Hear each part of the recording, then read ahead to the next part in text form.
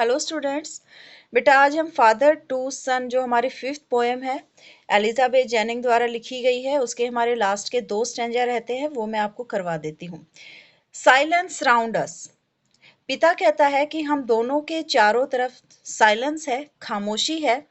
I would have him prodigal returning to his father's house. पिता कहता है कि मैं उसे प्रोडिगल बनने दूंगा, प्रोडिगल फिजूल खर्ची मैं उसे करने दूंगा यदि वो अपने घर वापस लौट आता है, अपने पिता के घर आ जाता है।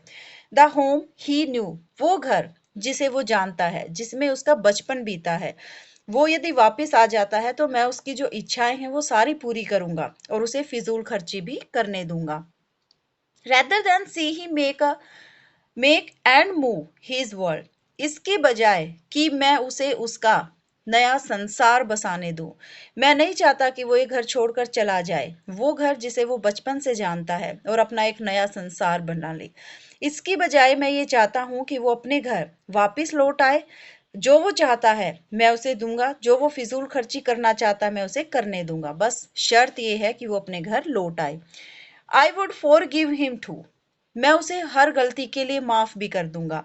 Shaping from sorrow a new love, और जो दुख, जो दर्द, जो पीड़ा मेरे अंदर है, मैं उस दर्द से एक नए प्यार को आकार दूंगा। मतलब मैं नए, ये जो रिश्ता है पिता और बेटे का, मैं इस पिता और बेटे के रिश्ते को प्यार से एक नया आकार देना चाहता हूँ।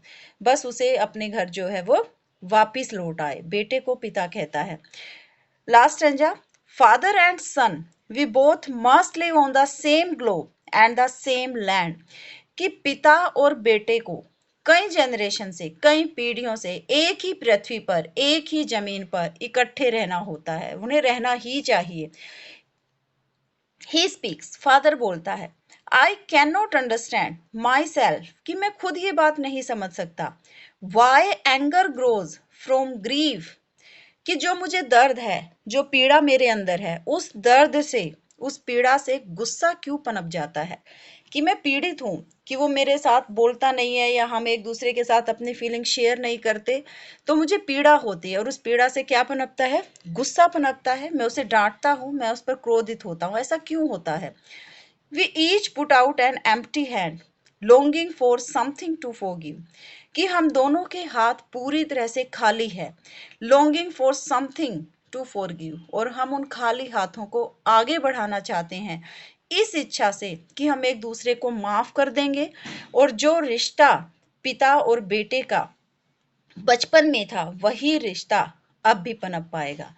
तो आपको ये पोएम क्लियर हो गई होगी। आसान पोएम है, बड़ी ब्यूटीफुल पोएम है, और इसमें एक जो पिता है उसकी फीलिंग्स को बताया गया है कि कैसे जनरेशन गैप है और पिता और बेटे के बीच में कैसे दूरियां बन जाती हैं।